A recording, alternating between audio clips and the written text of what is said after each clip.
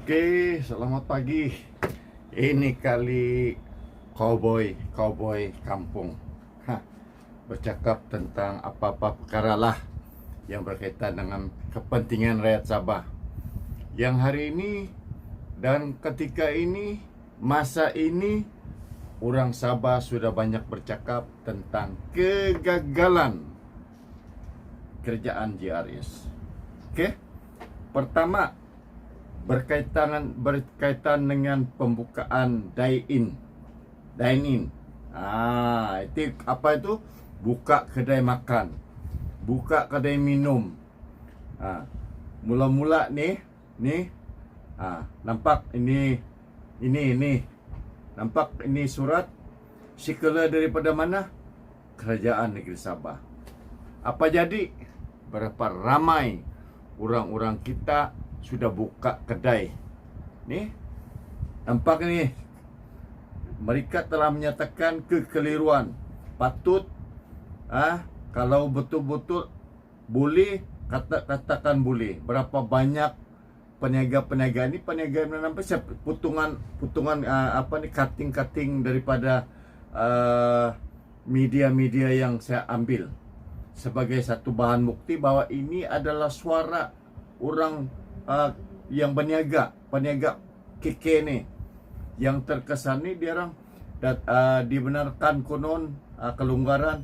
Tahu apa? Siap ada kuasa kah kerjaan negeri? Karena remote control. Jadi saya nampak ini kartun pun cantik juga. Dia ada satu bentuk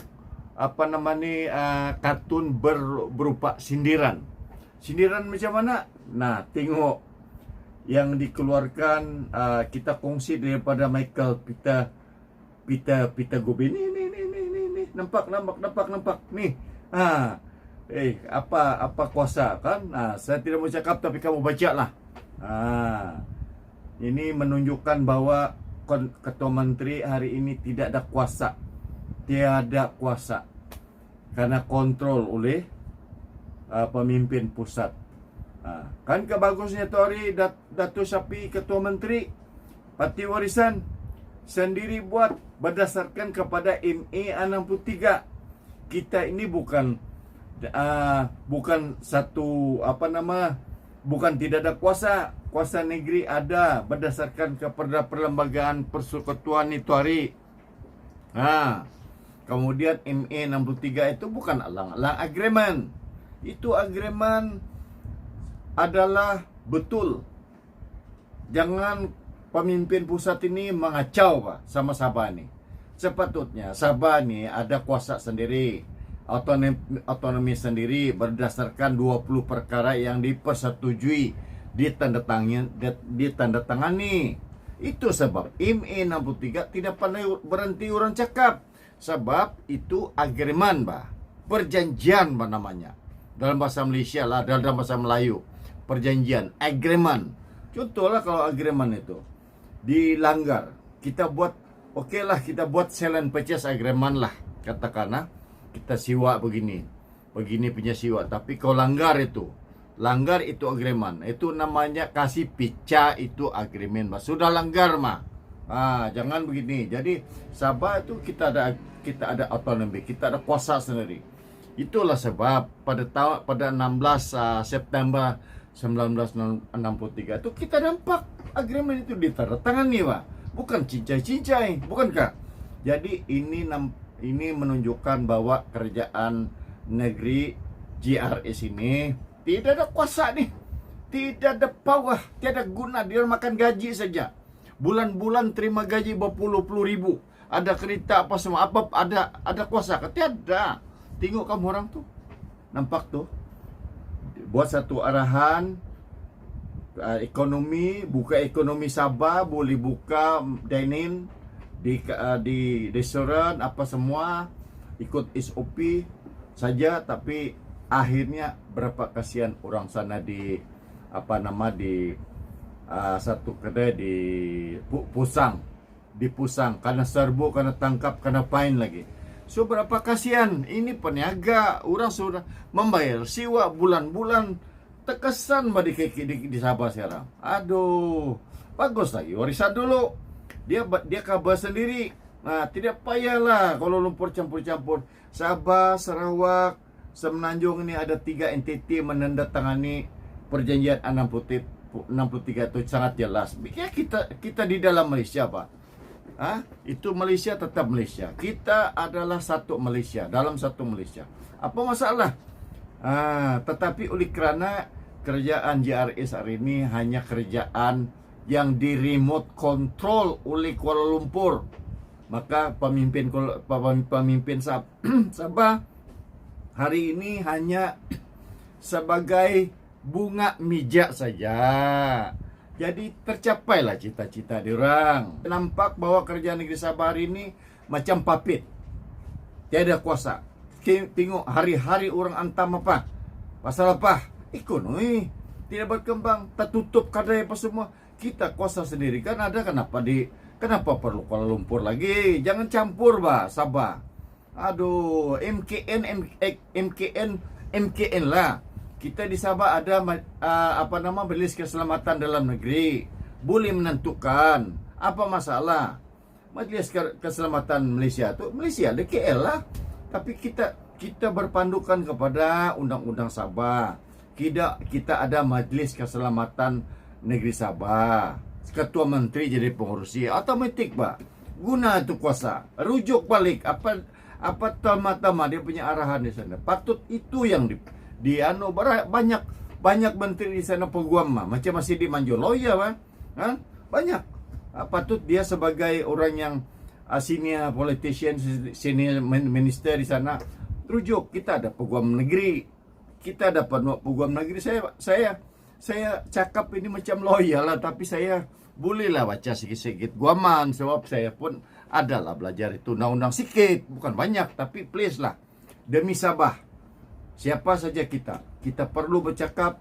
Kau tengok berapa sangsara peniaga orang-orang kampung. Kalau lagi ada 2 bulan atau 1 bulan lah, atau saya cakap 1 bulan lah, ada 2 minggu saja lagi lockdown ini, tidak ada inisiatif kerjaan negeri, ramai akan merana. Tengok kamu orang, berapa banyak orang membunuh diri, berapa kasihan itu. Sekarang yang berhutang dengan bank pun sakit kepala. Moratorium apa itu? Mana ada? Sama juga. Tiada. Patut jangan pikir apalah. Kalau kita kuasakan itu lockdown, jangan pilih kasih. Jangan berpilih-pilih. Jangan gunakan itu sistem kasih lah, B putih lah, apa putih lah, apa kasih lah. Tiada guna begitu. Kita turun padang kerana semua orang ini mau hidup, mau makan, bukan mau dikurung dalam rumah, tidak boleh keluar. Keluar saja tidak patuh SOP, tidak apa, semua melanggar itu perintah, kena 1.500 paling rendah. Jadi tolonglah, kasihanilah rakyat Sabah. Kerajaan negeri Sabah hari ini jangan mau duduk di ikon syok-syok makan di VIP room, di hotel-hotel, tetapi terima gaji lagi, tetapi rakyat tidak diberi perhatian. Berapa sengsara kami rakyat ini bercakap saja nih. Kami hanya tahu bercakap. Saya tidak kisah punya. Kamu orang hantam saya pun tidak masalah. Pasal saya tidak apa-apa. Apa kepentingan yang saya mau takut? Tidak ada. Saya biasa punya, orang biasa. Yang mau kita mau cakap ini pasal ni rakyat. Cuma saya bercakap ini memang kadang-kadang ada sikit-sikit panas. Tapi saya bercakap ini dari dulu sampai sekarang. Kerana apa saya bercakap? Kerana ada 3.000 lebih orang pernah mengundi sama saya. Dalam parlimen, calon dalam di Tambirang dia cakap parlimen, tapi kerana inilah sebahagian daripada usaha kita. Sama-sama kita bercakap. Kalau kita bercakap daripada Facebook, jangan tutup mata. Pemimpin-pemimpin Sabah ini jangan tutup mata. Jangan anggap teguran orang itu macam orang bilang ini tai hidung. Tidak. Ambil iktibar ini. Kamu pemimpin, kamu dipilih oleh rakyat. Waktu pilihan raya itu hari di pemilih pilihan raya tuh bukan main agresif kamu hantam warisan, bukan main lagi kamu hantam macam-macam isu kamu angkat, kamu highlight, kasih keliru rakyat. Nah, sekarang yang menderita siapa? Yang menderita rakyat. Nah, itu yang masalah. Sekarang yang menderita itu kasihannya kita ini rakyat. Apa yang kita ada? Ada bakul makanan sampai di rumah? Ada pun, tapi apalah. Kasihan juga, pilih-pilih juga. Pilih-pilih langsat, orang bilang. Jadi, tolonglah. Saya tidak mau banyak cerita lah. Ini kali apa yang saya mau ialah kita sama-sama tegur ini kerjaan. Tegur ini kerjaan. Bukan kita yes. Waktu pilihan raya, wah siuk kena bagi 100. Pergi belanja mengudi. Apa itu? Nah, sekarang berapa derita kita? Kita kena tunggulah pilihan raya lagi. Oke, itu sajalah. Harap ambil perhatian. Thank you.